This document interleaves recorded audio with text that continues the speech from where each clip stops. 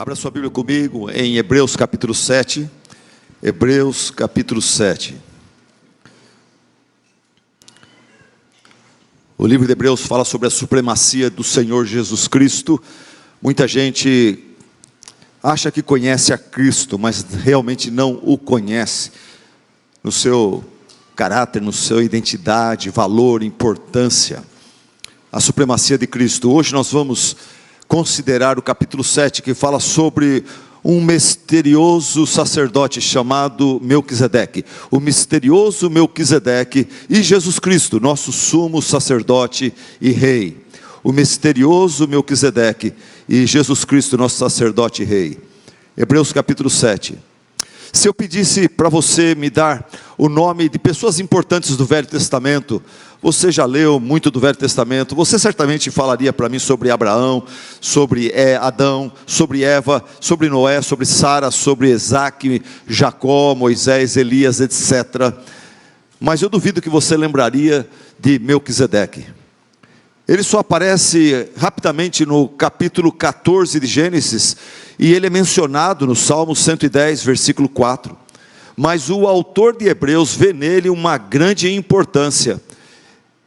Através dele, Deus passa para nós a mensagem de que o sacerdócio de Jesus Cristo é superior ao sacerdócio dos levitas, de Arão, porque a ordem sacerdotal de Melquisedeque é superior à ordem sacerdotal araônica ou levita.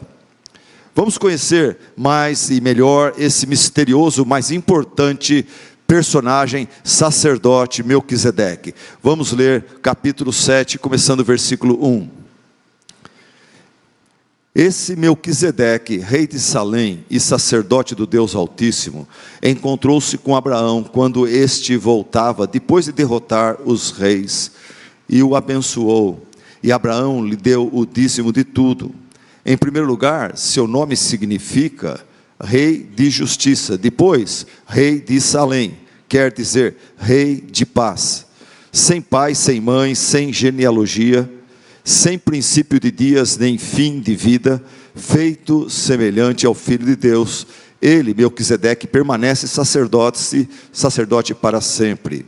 Considerem a grandeza desse homem. Até mesmo o patriarca Abraão lhe deu o dízimo dos despojos. A lei requer dos sacerdotes, dentre os descendentes de Levi, que recebam o dízimo do povo, isto é, dos seus irmãos, embora estes sejam descendentes de Abraão. Este homem, porém, Melquisedeque, que não pertencia à linhagem de Levi, recebeu os dízimos de Abraão e abençoou aquele que tinha as promessas. Sem dúvida alguma, o inferior é abençoado pelo superior. No primeiro caso, quem recebe o dízimo são homens mortais, os levitas. No outro caso, é aquele de quem se declara que vive.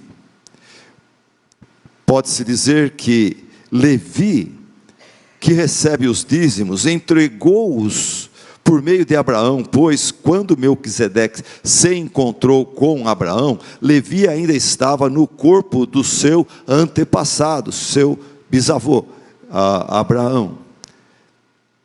Se fosse possível alcançar a perfeição por meio do sacerdócio levítico, pois em sua vigência o povo recebeu a lei, por que haveria Deus ainda de ver a necessidade de se levantar um outro sacerdote, segundo a ordem de Melquisedeque e não de Arão? Pois quando há mudança de sacerdócio, é necessário que haja mudança de lei. Ora, aquele de quem se dizem estas coisas pertencia a outra tribo, da qual ninguém jamais havia servido diante do altar. Pois é evidente que o nosso Senhor Jesus descende de Judá, tribo da qual Moisés nada fala quanto a sacerdócio. O que acabamos de dizer fica ainda mais claro quando aparece outro sacerdote semelhante a Melquisedeque, no caso Jesus, alguém que se tornou sacerdote não por regras relativas à descendência, à linhagem, mas segundo o poder de uma vida indestrutível. Pois sobre ele é afirmado: tu és sacerdote para sempre, segundo a ordem de Melquisedeque. A ordem anterior é revogada, porquanto era fraca e inútil, pois a lei não havia aperfeiçoado coisa alguma, sendo introduzida uma esperança superior pela qual nos aproximamos de Deus. E isso não aconteceu sem juramento. Outros se tornaram sacerdotes sem qualquer juramento, mas ele, Jesus, se tornou sacerdote com juramento, quando Deus lhe disse, lá no Salmo 110, o Senhor jurou e não se arrependerá, tu és sacerdote para sempre. Jesus tornou-se por isso mesmo a garantia de uma aliança superior. Ora, daqueles sacerdotes tem havido muitos, porque a morte os impede de continuar em seu ofício, mas visto que vive para sempre, Jesus tem um sacerdócio permanente. Portanto, Jesus é capaz de salvar definitivamente aqueles que, por meio dele, aproximam-se de Deus, pois vive sempre para interceder por eles. É de um sumo sacerdote como esse que precisávamos.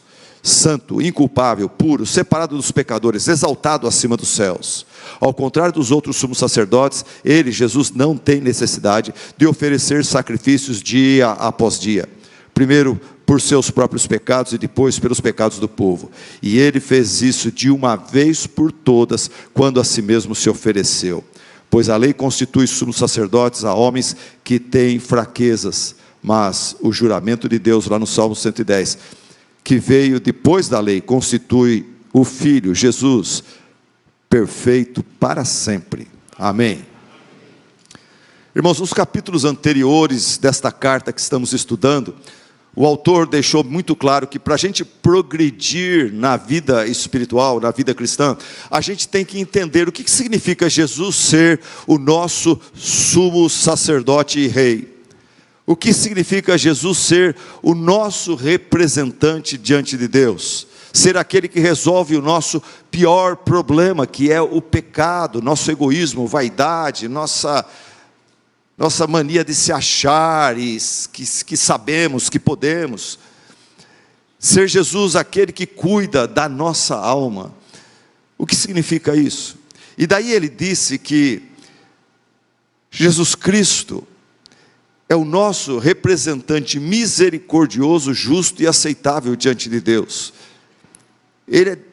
Só tem Ele que se encaixa nessas três coisas. E 4 vezes o autor disse, já nos textos passados, Jesus é o nosso sumo sacerdote para sempre, segundo a ordem de Melquisedeque.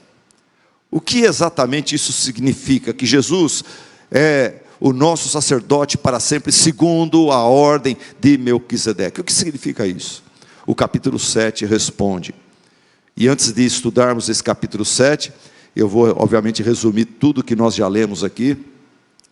A gente precisa entender que os leitores originais que receberam esta carta, eles eram judeus que deixaram o judaísmo e se converteram ao cristianismo. Quando eles se tornaram cristãos, eles foram ensinados a deixar o sacerdócio araônico e todos os seus preceitos para abraçar o sacerdócio de Cristo. Eles foram ensinados de que Deus estabeleceu o sacerdócio araônico como sombra, como tipo, sinal profético do sacerdócio superior, que é o de Cristo, que já chegou. Mas o que acontecia? Agora, diante de perseguições muito difíceis, esses judeus convertidos ao cristianismo estavam sendo tentados a voltar, a renunciar ao cristianismo e voltar ao judaísmo, do qual saíram.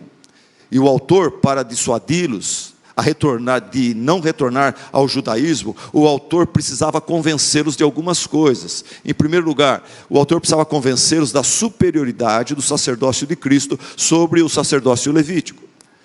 O autor precisava convencê-los de que Deus havia designado Jesus para substituir os sacerdotes daquela ordem levítica, araônica. E o autor precisava convencê-los de que em Cristo encerrou-se a necessidade dos rituais, das purificações, ofertas de manjares, libações, sacrifícios e do próprio templo como o templo era até então.